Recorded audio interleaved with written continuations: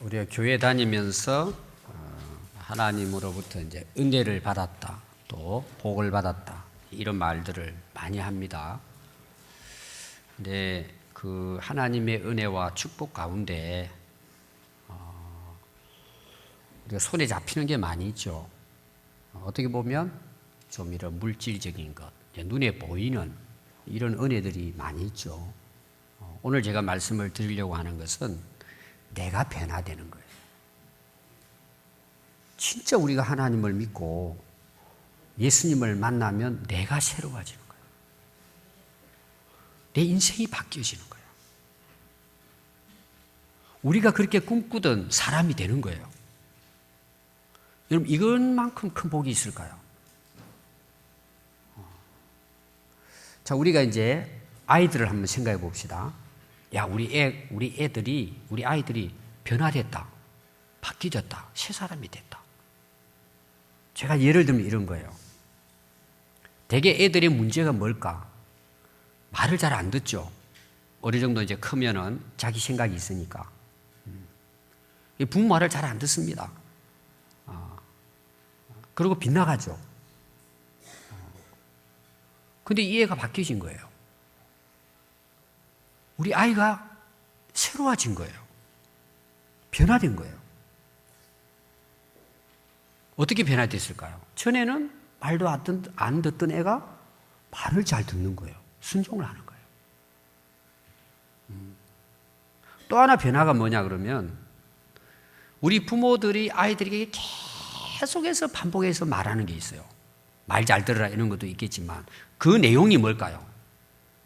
야, 게임 좀 그만하고 너무 놀지 말고 뭐 하라고요? 야, 공부 좀 해라. 공부 누구 위해 하는 거예요? 다 너 위해 하는 거야. 너 잘 때라고 하는 거야. 그럼 애들은 공부하는 걸 좋아할까요? 게임하는 걸 좋아할까요? 일반적으로 봤을 때 학교 보냈더니 옛날에는 게임방에 가 있는 거예요. 근데 애가 바뀐 거예요. 애가 새롭게 변화된 거예요. 학교 갔다 오더니 공부를 하는 거예요. 지가 알았어. 자기가 알아서 열심히. 전에는 컴퓨터에서 게임만 하고 있던 애가 문 열어보니까 열공을 하고 있는 거예요. 변화된 거예요. 애가. 또 세 번째 변화가 뭘까? 부모만 없으면 형제들끼리 싸우는 거예요. 치고받고 싸우는 거 크면서. 맨날 둘이 만나면 싸우는 거예요. 형도 동생도 없어. 그냥 막 싸우는 거야. 언니 동생도 없어. 그냥 만나면 싸우는 거예요. 만나면 싸우는 거예요. 근데 어느 날 이 애들이 변화가 된 거예요. 새로워진 거예요. 형이 동생에게 양보를 하는 거예요. 그리고 잘 데리고 사이좋게 노는 거예요. 여러분 자녀들이 이 정도 변화됐다면 조금 변화된 거예요? 대단히 많이 변화된 거예요? 그럼 부모 걱정할 것도 없어요. 야, 우리 애들이 이렇게 변화됐어. 바뀌어졌어. 여러분, 그게 진짜 복이에요. 우리 자녀들이 정말 그렇게 변화됐다면 어떻겠어요? 여러분, 예수님께서 이 땅에 오셔서 이제 공식적으로 이제 말씀을 전하실 때는 이제 예수님이 30년 지났어.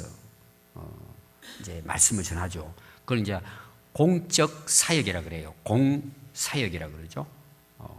근데 예수님이 그 공적인 사역을 시작하면서 첫 번째 이제 말씀하신 내용이 회개하라, 천국이 가까웠느니라. 회개하면 천국 간다는 거죠. 쉽게 말하면 천국 가는 것만 아니고 뭐예요? 이 땅의 삶이 천국이 된다는 말이에요.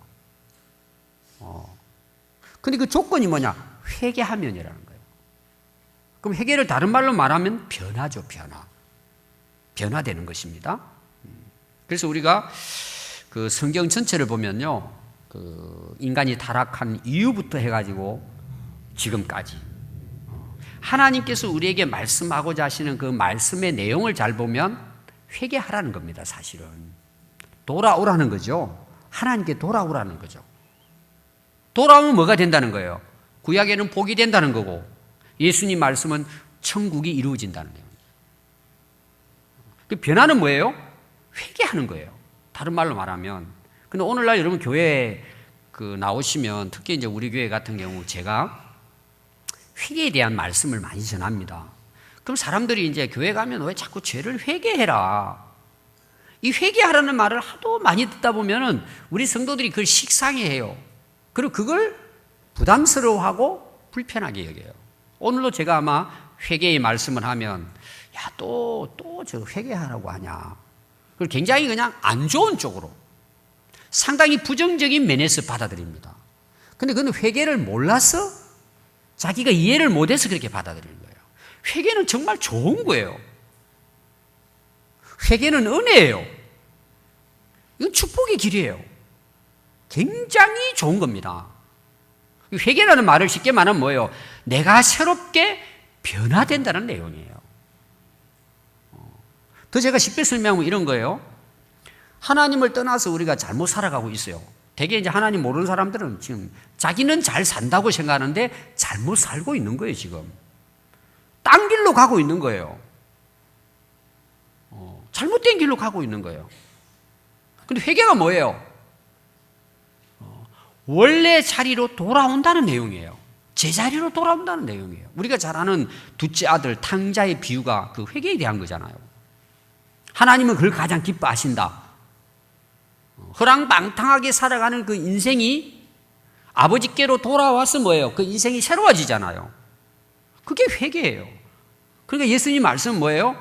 우리가 내 마음대로, 내 뜻대로, 내 좋을 대로 살아가던 인생이 하나님께로 돌아온다는 거예요. 하나님과 함께 살아가는 거죠. 예수님과 함께 살아가는 것입니다. 그럴 때 그 인생이 뭐가 된다는 거예요? 천국이 된다는 거예요. 지옥 인생이 천국 인생으로 새로워졌다는 내용이에요.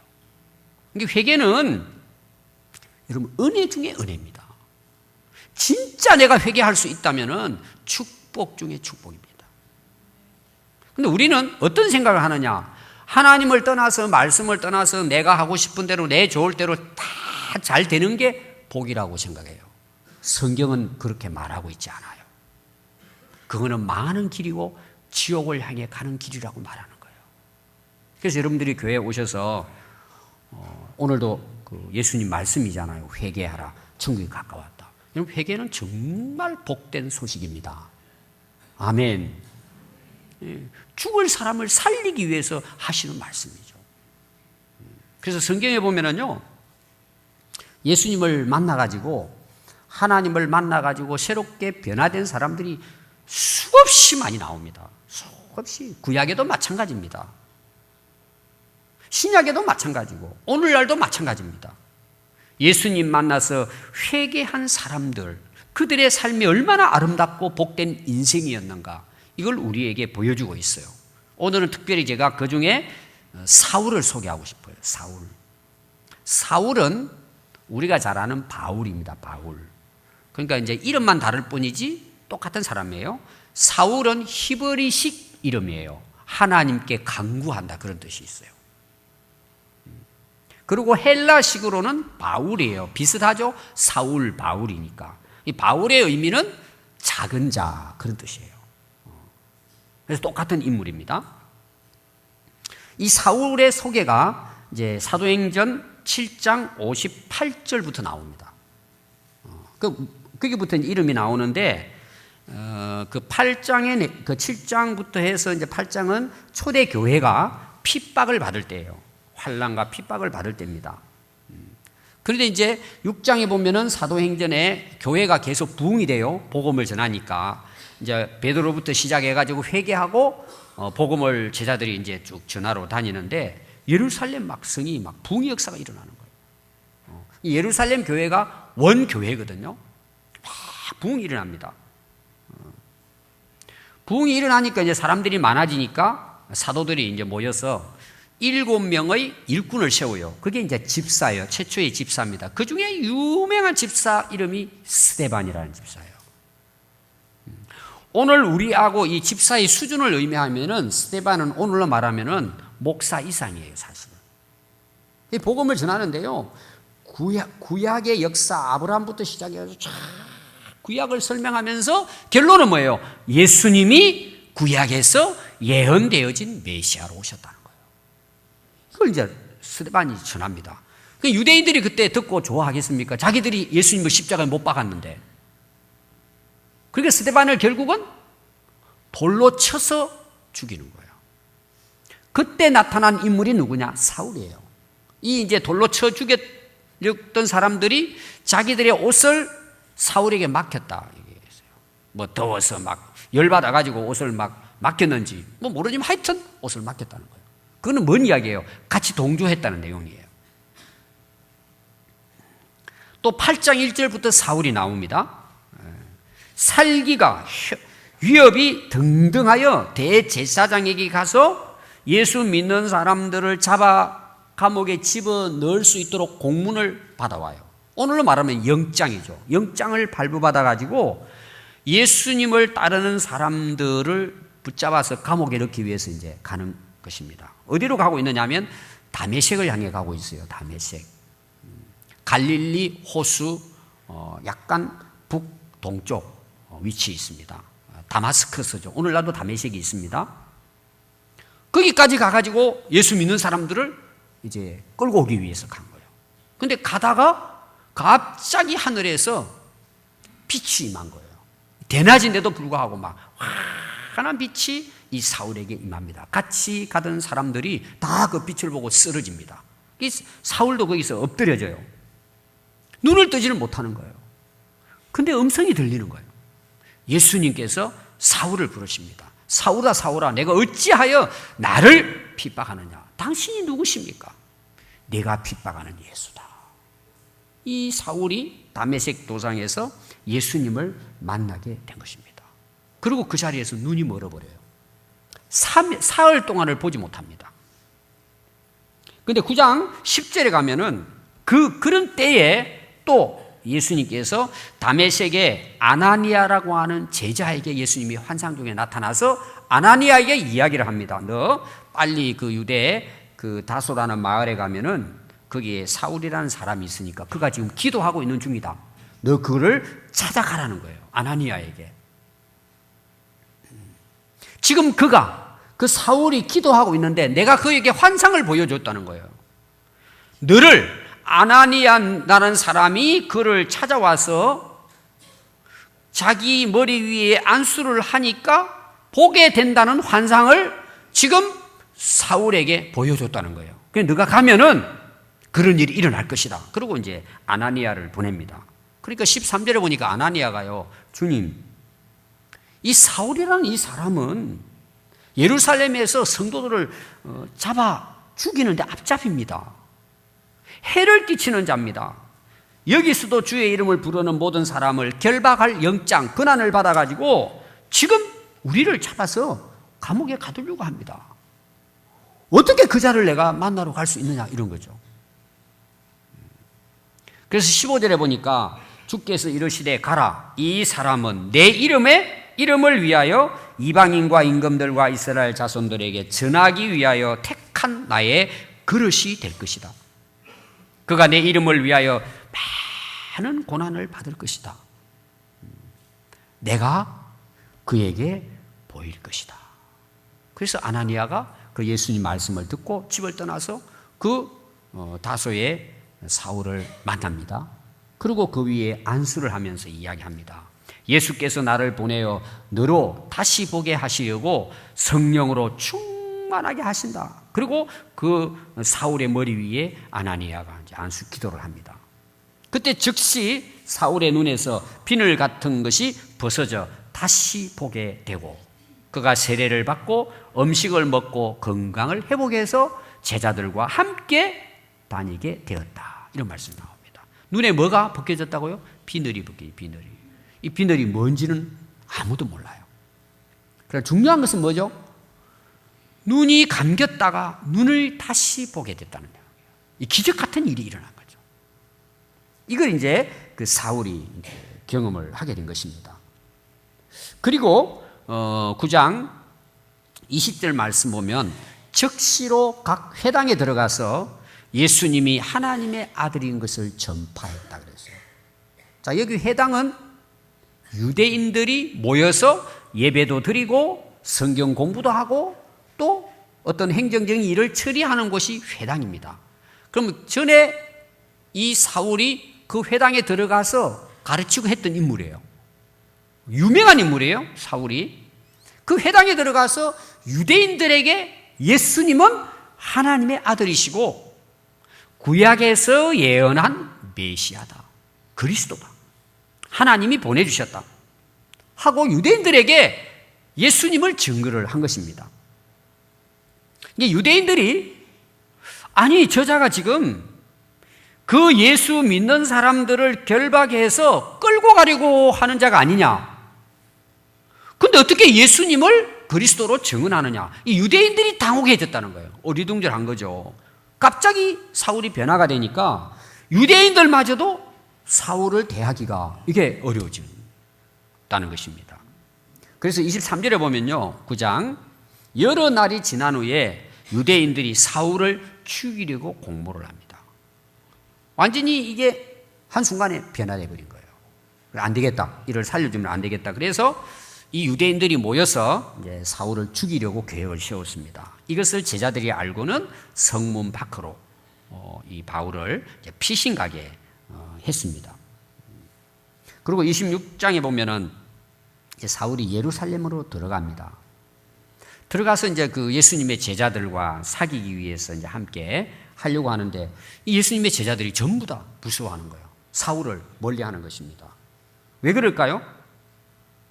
또 자기들을 잡아갈까봐 뭔가 좀 새로운 이런 어떤 쇼를 하는 줄 알고 무서워가지고 아무도 사울을 받아들이질 않습니다. 그때 이제 27절에 한 제자가 나오는데 이제 바나바라는 제자가 나옵니다. 바나바라는 제자가 이 사울을 데리고 그 제자들에게 같이 이제 가서 이 사울이 어떻게 변화가 되어졌는지 설명을 해요. 이 사울이 다메섹을 가다가 예수님을 만나고 아나니아를 통해서 눈을 뜨게 되고, 그러면서 이 사울을 예수님의 제자 공동체에 들어오도록 바나바가 중간 역할을 잘 한 것입니다. 그래서 그들과 함께 다니면서 예수님의 이름을 담대하게 전하는 사울로 변화가 되어진 것입니다. 그리고 28절부터 보면은 사울이 제자들과 함께 예루살렘을 출입하며 주 예수의 이름으로 담대히 예수님을 전했다는 것입니다.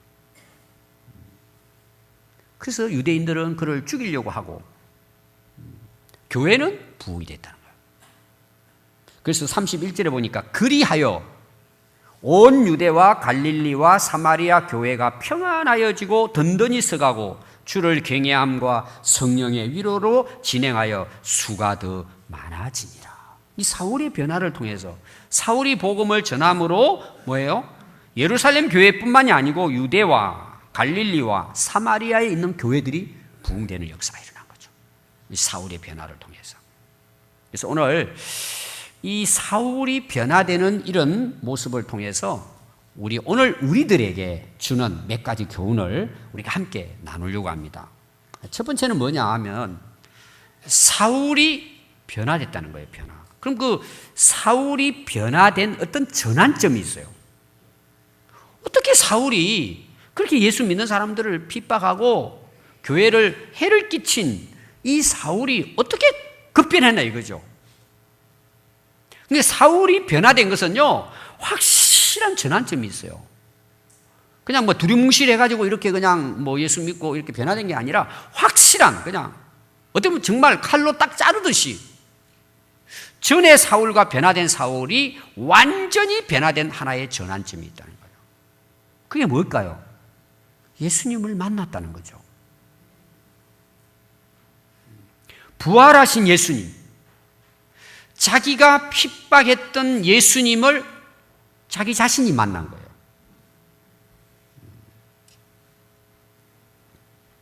여러분, 인생의 변화는 노력으로 되는 게 아닙니다. 제가 말하는 인생의 변화예요. 정말 내 이 속 사람이, 내 본질 자체가 나라고 하는 인간 자체가 변화되는 것은요, 뭐 훌륭한 책을 읽고 강의를 들어야 되는 것도 아니고 내가 뭐 돌을 따고 노력해서 되는 게 아닙니다. 하면 할수록 인간의 나약함을 깨닫고 부족함을 깨닫고 연약함을 제약성을 더 깨달은 인간은 늪에 빠지는 거예요. 늪에 빠지는 거예요. 그럼 늪에 빠져보셨습니까? 여러분들이 늪 있잖아요. 뻘. 바닷가 가서 이제 뻘 같은 게 있잖아요. 뻘 웅덩이 같은 게 있습니다. 모르고 발을 딱 밟았는데 쑥 들어가는데 허리 정도 들어가 버렸어요. 그럼 절대 나올 수 없어요. 허리 정도 빠져버리면 아마 무릎 위로 빠져도 이러면 쉽지 않아요. 근데 허리까지 딱 늪에 빠지죠. 그러면은 남이 끌어내주지 않으면 일어날 수 없어요. 왜 못 일어나죠? 발을 움직일 수가 없어요. 자, 그러면 손을 움직이면 되잖아요. 손으로 이렇게 힘주고 하면 그럼 손이 어떻게 될까요? 손도 빠져버려요. 여러분 딱 허리 정도 빠지다 그러면 이렇게 못 나오는 겁니다. 그리고 늪을 움직이면 움직일수록 계속 빠져서 나중에는 죽습니다. 우리 인간의 노력은요 늪과 같아요. 여러분 한번 해보십시오. 되는지. 산에 가서 10년 20년을 돌을 닦아도 닦으면 닦을수록 더 늪에 빠집니다. 인간의 나약함이에요. 절대 인생은 변화되지 않아요. 뭐 도를 말할 수는 있어요. 깨달음을 말을 할 수는 있어요. 인간의 근본은 변화되질 않아요. 이 변화의 전환점은 예수님을 만날 때예요. 그래서 과거하고 현재가 싹 나눠지는 거예요. 여러분 오늘날 우리 세계 연대도 마찬가지예요. BC, AD가 뭐예요? 예수님이 전환점이에요. Before Christ잖아요. 오늘 우리는 말로 예수 믿기 전과 예수님이 나를 다스리는 AD, 예수님과 함께하는 삶은 예수님을 만났느냐 만나지 않았느냐의 차이예요. 여러분 우리가 신앙생활을 하면요 교회 나오면은 뭔가 변화가 있죠. 여러분들의 삶 속에도 변화가 있습니다. 여러 가지 생각도 변화가 있고 뭐 삶에도 변화는 있죠. 쉽게 말하면은 뭐 교회 맨날 그 교회를 이렇게 좀 욕하고 하는 사람이 교회를 나오게 된다. 굉장히 변하잖아요. 이거. 또 우리 남자들의 변화 그러면요 술 담배 맨날 그냥 사는 게 별로 그러니까 일하고 막 힘들면 친구들 만나가지고 술 마시면 그거로 푸는 거예요. 그냥. 그러면 그냥 술김에 자고 일어나서 또 그냥 이게 이제 계속 반복되죠. 더 이제 깊이 들어가면 도박도 하고. 왜 인생에 뭐 재미가 없으니까. 인생에 뭐가 의미하니까 할수록. 이게 안 된단 말이에요. 그러니까 그냥 술 중독자가 돼요. 우리나라만큼 술 잘 먹는 나라가 흔치 않아요. 근데 그 사람이 교회를 나온 거예요. 그리고 술을 끄는 거예요. 이 굉장한 변화죠. 또 지금 우리나라는 이제 담배 피울 수 없는 시대가 돼가고 있어요. 그래서 이제 담배 피우는 사람들 보면은 좀 이제 사람들이 야, 저 진성이냐 이렇게 볼 정도가 돼버린 거예요, 지금. 식당에 가도 사무실에 가도 어디를 가도 뭐 금연이니까. 그러니까 이제 참 어려운 지금. 그러니까 교회 나와가지고 담배도 끄는 거예요. 여러분 이 담배 골초들이요 담배 끊는다는 거 이거 보통 어렵지 않아요. 쉽지 않아요, 여러분 이거. 저는 뭐 술에 중독되고 담배를 안 피워봤기 때문에 몰라요. 근데 실제로 그런 분들이요 이걸 끊고 한다는 게요 이거는 정말 할 수 없는 일들이에요. 근데 교회 나와서 이제 그런 일들이 일어나잖아요. 그것도 변화죠. 제가 오늘 말씀을 통해 드리려고 한 변화는 그런 어떤 겉으로 나타난 이거는요 절에 가서 좀 이렇게 하면 해도 할 수 있어요. 우리 좀 이렇게 삶이 좀 변화되고 하는 것은 여러분 뭐 다른 종교 가서도 그거 할 수 있어요. 절에도 보니까 술 끊는 뭐 기도가 있더라고 보니까. 또 애들 수시 합격해 달라고 뭐 천도 해가지고 뭐 있죠. 1000배 가서 1000번을 이렇게 무릎 꿇고 막 머리에 대고 우리 자녀들을 위해 기도하고 뭐 그런 거 다 할 수 있어요. 근본적인 변화는 안 된다는 거예요. 진짜 사람이 바뀌지는 것은 그리스도 예수를 만날 때만 가능한 거예요. 우리 기독교는 그런 어떤 그냥 뭐 일들의 그 변화도 큰 변화겠지만 그런 변화를 이야기하는 게 아닙니다. 근본 내가 바뀌는 거예요. 사람이 바뀌어버리는 거예요. 그럼 다른 것도 되는 거예요, 여러분. 이게 사울의 변화고 성경에 예수 만난 사람들의 변화고 오늘날 변화된 그리스도인들이에요. 저는 우리 평안교회 모든 성도들이 예수님 만나기를 바라요. 그래서 근본 내가 새 사람으로 바뀌어지는 거예요. 사람이 바뀌어지는 거예요. 두 번째입니다. 사도 바울이 근본이 변화됐다는 걸 뭘로 우리가 알 수 있느냐는 거죠. 뭘로 알 수 있느냐는 거죠. 여러 가지 뭐 이렇게 외부적인 변화도 있겠지만 가장 확실한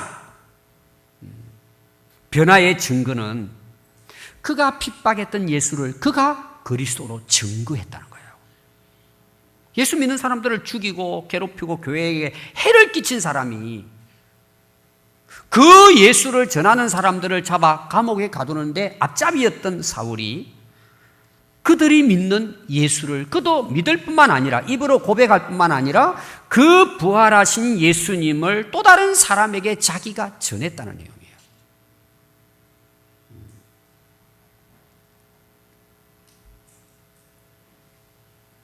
우리가 교회를 다니면서 뭐 여러 가지 변화가 있다 그랬죠. 진짜 확실한 내가 진짜 예수 믿었다, 거듭났다, 새 사람이 됐다는 확실한 변화의 증거는 내가 예수 그리스도를 전하는 거예요. 그러니까 예수 그리스도를 전하는 삶으로 바뀌어지는 거예요. 그것도 어떻게 전하느냐? 담대하게 전했다는 거죠.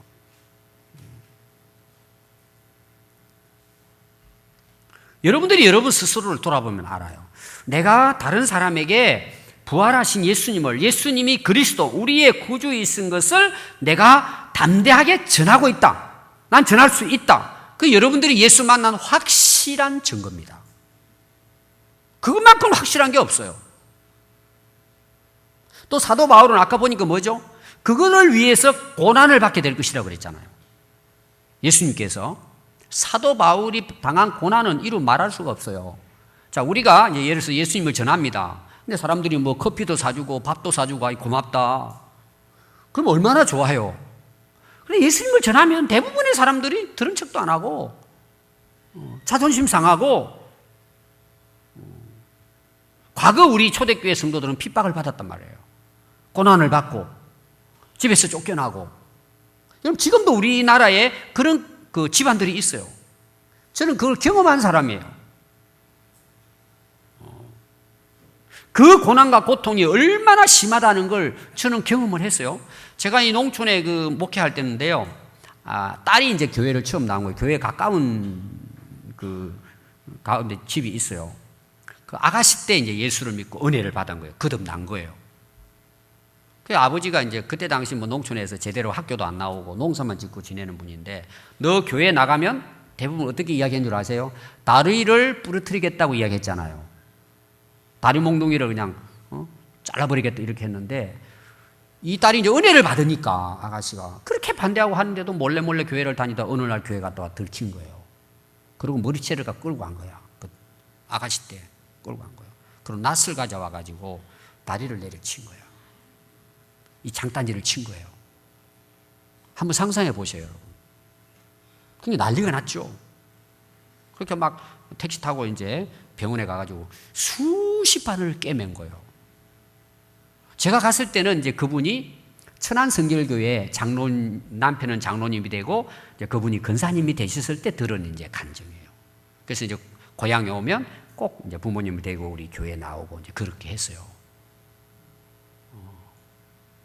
낫을 맞아가지고 뭐 몇 방울 꿰맸다 이게 중요한 게 아니고 예수님 만났으니까 그 예수님을 위해서 살았던 거죠. 그 고난을. 근데 그 집안이 예수 믿게 됐어요. 제가 가서 이제 또 그분들을 데려오기도 하고.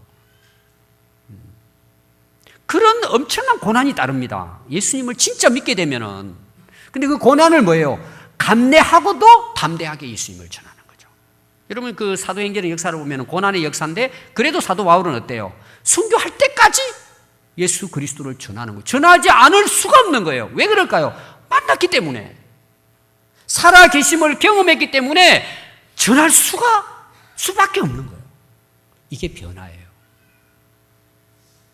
고난이 있어도 예수님을 믿고 따르고 예수님을 전하는 것을 중단할 수 없는 거예요. 이게 확실한 변화라는 거죠. 세 번째입니다. 이 사울의 변화는 자기 혼자의 변화가 아니고 이것을 사람들도 인정했다는 내용이에요. 뭐 하나님이야 두말하지만 사람들이 인정했습니다. 크게 두 가지로 보면 핍박을 받았던 제자들, 성도들이 인정을 합니다. 그 사울을.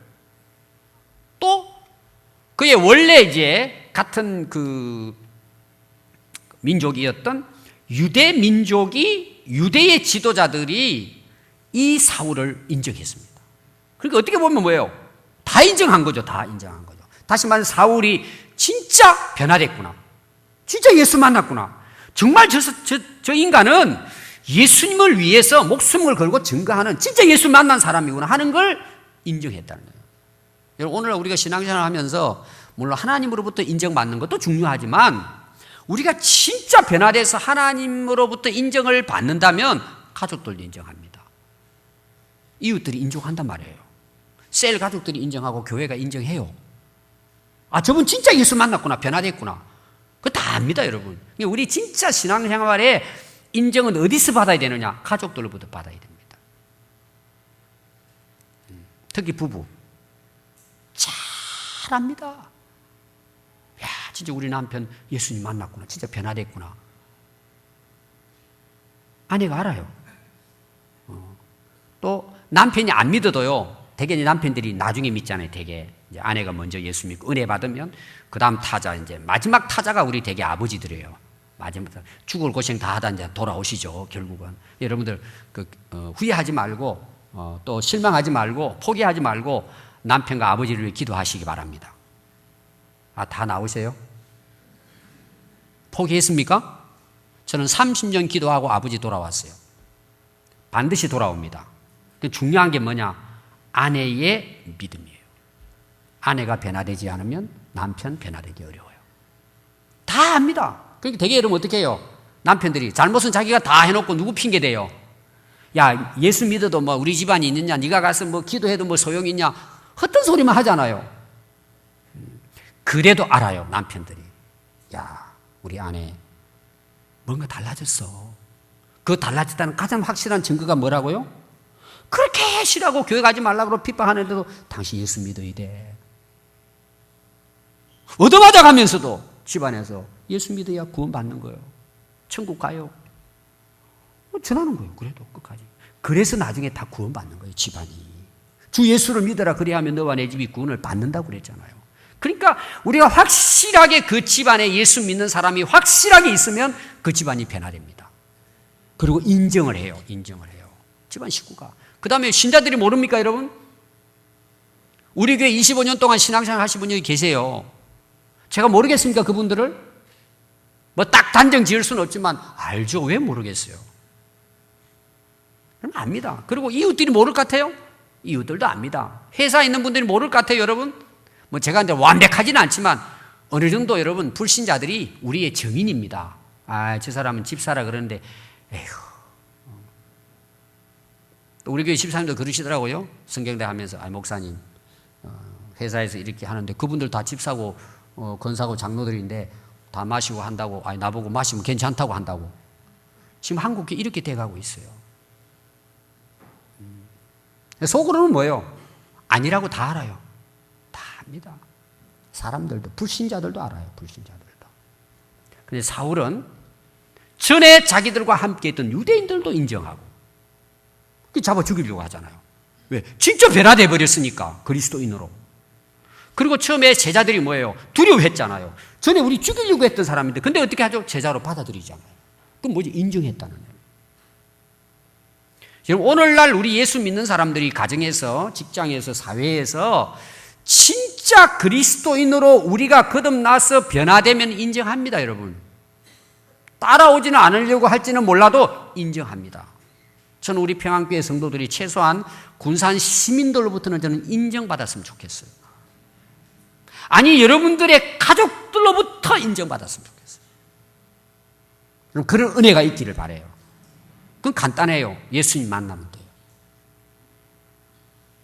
아니, 여러분 변화가 안 되겠습니까? 내 안에 예수님이 계신데 되게 되어 있는 거예요. 마지막 네 번째예요. 이 사울 한 사람의 확실한 변화가 오늘 여기 보니까 참 제가 은혜된 부분이 뭐냐 하면요. 이 그 사도 이 바울의 이 변화를 통해 가지고 교회가 부흥됐다는 거예요. 유대와 갈릴리, 예루살렘, 사마리아까지 교회가 평안해진 거예요. 든든히 세워진 거예요. 날마다 믿는 자가 더해진 거예요. 저는 이걸 이렇게 이야기하고 싶어요. 사울이 변화된 결과 열매가 뭘까? 교회가 부흥됐다는 거예요. 오늘날 교회에 여러분 직분이 많이 있잖아요. 뭐 목사로부터 해가지고 집사, 뭐 권사, 장로 이 직분이 있습니다. 우리 교회에서 어느 분을 집사로 세웠더니 그 집사님 때문에 교회가 평안해지고 교회가 든든해지고 교회가 날로 부흥됐다. 그럼 그 집사님 어떤 분이에요? 예수님 만난 사람이에요. 이분이 권사가 되고 장로가 됐는데 교회가 평안해지고 교회가 더 든든해지고 교회가 우리 평화교회 날로 부흥되는 거예요. 그분은 예수 만난 사람들이에요. 변화된 사람들이에요. 오늘 여러분 우리 한국의 교회를 보십시오. 지금 감소세라 그러죠? 계속 줄어듭니다. 계속 줄어듭니다. 여러분 이유가 어디 있을 것 같아요? 물론 뭐 환경적인 요인도 있습니다. 뭐 시대적인 요인도 있고 여러 가지 요인이 있을 거예요. 또 뭐 출산율이 낮다든지 여러 가지 이제 환경적인 이제 뭐 이유도 있겠죠. 저는 근본적인 문제는 뭘까요? 예수님 못 만났기 때문이에요. 아닐까요? 그러니까 교회를 그냥 종교인으로 또 예배를 종교하는 행사로 가는 거죠. 행사를 그냥 가서. 그게 이제 뭐예요? 습관화 돼버리진 거예요. 그래서 많은 이제 종교가 있는데 나는 그 중에 기독교를 그냥 취미 삼아 택한 거예요. 절에 가서 이 목탁 두드리는 것보다는 좀 교회가 좀 현대적인 것 같다. 그러니까 그냥 하나 종교 있으면 좀 마음의 위로도 되고 힘들 때는 가서 또 위로도 받고 또 혼자 살면 좀 그러니까 또 교회 가면 사람들도 많으니까 가서 또 이렇게 서로 이제 어울리고 또 점심도 맛있으니까 같이 밥도 먹고 재미있는 거야 교회가. 여러분 그렇다고 해서 교회 안 나오면 안 됩니다. 그래도 교회 나오라고 제가 얘기했죠. 기회가 여기 있기 때문에. 여러분 그렇게 되면은요 교회가 사회로부터 인정 못 받습니다. 교회는 어떻게 될까요? 그런 우리 때문에 교회 문이 닫혀지는 거예요. 우리가 천국 문을 닫는 거예요. 이름만 목사고 장로고 권사고 집사고 신자요. 근본이 변화되지 않은 거예요. 오늘날 그런 것 때문에 세상 사람들이 교회를 멸시하는 거예요. 그것 때문에 예수님의 이름도 하나님의 이름도 멸시를 당하는 거예요. 오늘 우리 자신들 돌아봐야 돼요. 내가 진짜 변화됐느냐? 그 열매는 교회에서 나타나요. 여러분 가정에서 나타나요. 내 한 사람의 변화 때문에 우리 가족이 다 예수 믿게 된 거예요. 아멘이 안 나오십니까? 그렇게 돼야죠. 우리 셀이 갈수록 변화가 되고 부흥이 일어나는 거예요. 우리 평안교회가 날이 갈수록 더 부흥되고 성교의 지평이 열려지는 거예요. 무슨 이야기죠 그것이? 예수님 만난 사람이 많아져 가고 있다는 증거예요. 제가 결론으로 세 가지 말씀드립니다. 하나님 믿고 예수 믿으면 복이 뭐냐는 복이. 은혜가 뭐냐? 첫 번째는 예수님을 만났다는 거예요. 아멘. 예수님 만났다는 거예요. 여러분 사람 한 사람 잘 만나도 내 인생이 바뀌어져요. 여러분 그래서 결혼이 굉장히 중요한 거잖아요. 여러분 이제 결혼 생활을 오래 하신 분들 저도 30년이 넘었어요. 그럼 여러분 잘 보십시오. 정말 배우자를 만난 것 때문에 내 인생이 완전히 뒤바뀌어진 사람이 있을 거예요. 좋은 쪽으로나 나쁜 쪽으로나 일단. 그러죠 여러분? 영향을 받습니다. 자녀들은 뭐예요? 어떤 부모를 만나는 때 인생이 바뀌어집니다. 우리가 어떤 나라에 태어나냐에 의해서 내 인생이 바뀌어질 수 있어요. 또 사회 나가서 어떤 선배를 만나는 친구를 만나는 내 인생이 바뀌어집니다. 그러나 그거는 본질적으로 바뀌시지 않아요. 우리가 예수님을 만나면 내 자신이 새로워지는 거예요.